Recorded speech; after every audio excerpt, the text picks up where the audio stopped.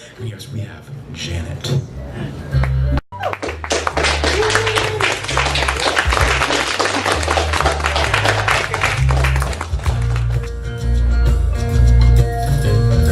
I love this music.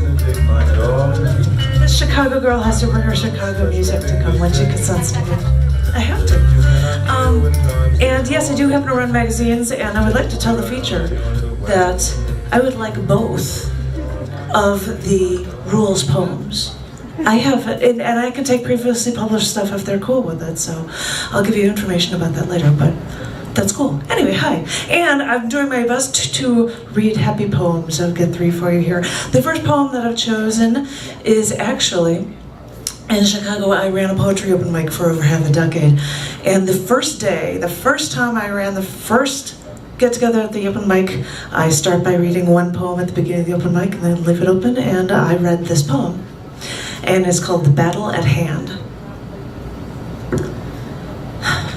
I wanted you to know that I was on a mission when I saw you. And I was a warrior, and you were just a helpless victim that couldn't fight my weaponry.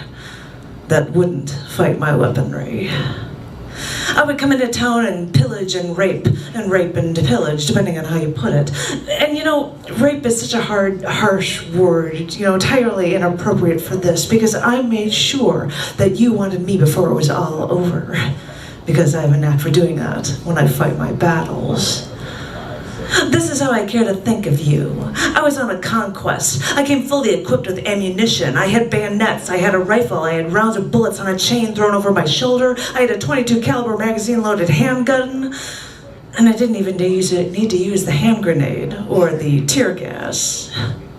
Even before I started using my tongue as a weapon with a kiss, I used it as a weapon with words. And I knew I had you won over from the start. You looked at me when I spoke, and I think you actually wanted to hear what I was saying. And I would never have to resort to violence to get what I wanted from you.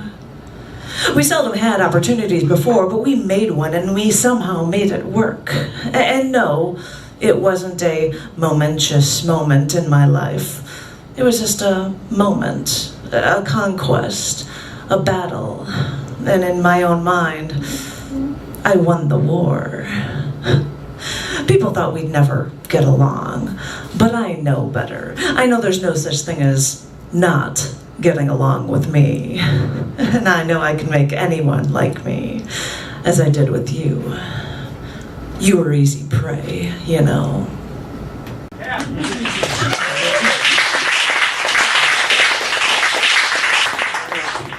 And it's funny that hands are somehow incorporated into all the poems I've got here. This is today written, but an edited version of a poem that I was asked to read last Friday at the last Austin installment of the Poetry Press open mic, which is now going to be at a library in Georgetown in 2 weeks. But this is an edited version of this, and this is called Just by Holding His Hand. This is an extreme 2016 sestina variation. Be ready. Get ready, man. So we're walking down the street in stride, and our feet pump out the same rhythm, and our shoulders are almost touching, and our hands seem to brush up against and along each other for one brief moment. And in that one brief moment, our hands almost touch, and he reaches over and takes my hand. He slides his fingers around my hand, and I feel him move across my palm to my fingers. When he moves along my palm to my fingers, no one knows what it feels like then, when his fingers curl and hold me tight.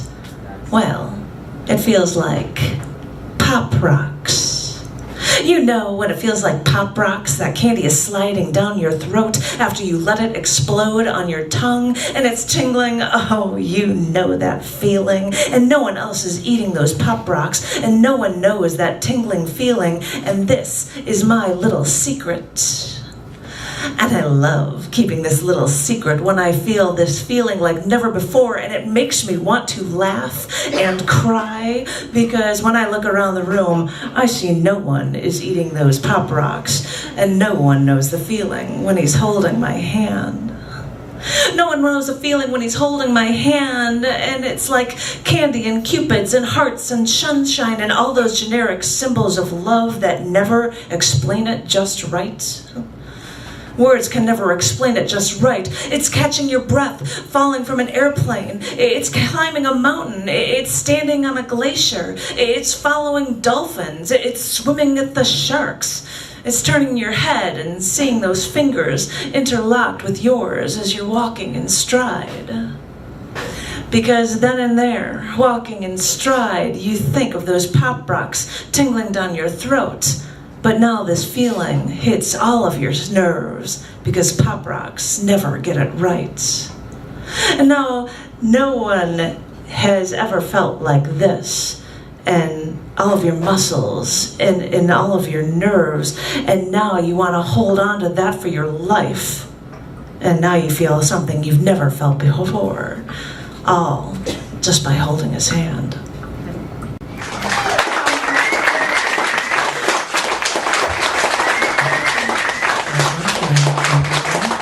This is called Only an Observer. I know I'm supposed to be the creative one, but I started my schooling in engineering. I say I'm a writer, I say I'm an artist, but I haven't known what to say to you.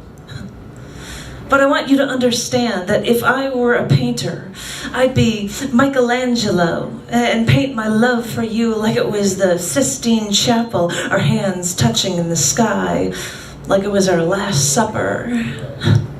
What am I saying? Painting like Michelangelo. I'd probably paint like Jackson Pollock, calling splashing and dripping art. So maybe I'm not a writer, maybe I'm not an artist, maybe I'm an observer, like an astronomer, looking out in the universe, learning what makes everything, everything. Because molecule by molecule, we originate from stardust. But outer space is a violent place. Violent explosions create the stars, and our Earth has earthquakes, avalanches, volcanoes, tsunamis, typhoons. And in all this madness, somehow I've found you. The journalist in me observed you, and now I come to you asking questions, and I broke your hardened shell. And with you I have walked on the tops of glaciers, crouching down from the violent winds. With you I've watched solar storms near the Arctic Circle's aurora borealis, and I've even seen it dance over Greenland from our window, 40,000 feet in the sky. I've held your hand at the Great Wall of China. You've followed me, retracing Darwin's steps. You've steered me clear of the rattlesnake bed. You've shown me how to reload gun magazines and how to hold an AR-15. Because I've seen galaxies collide, I've seen comets smash into planets, I've seen supernova and the death of stars, and in all that, I've still found you. As I said before, I'm only an observer, but I've found what I've been looking for. And with these observations, I thee wed. And I'll tighten my grip on your hand, because I'll never let you go.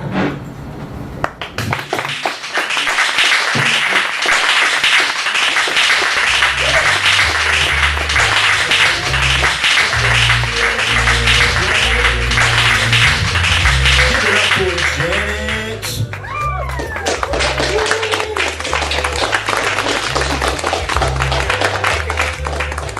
No, this is making me think of who.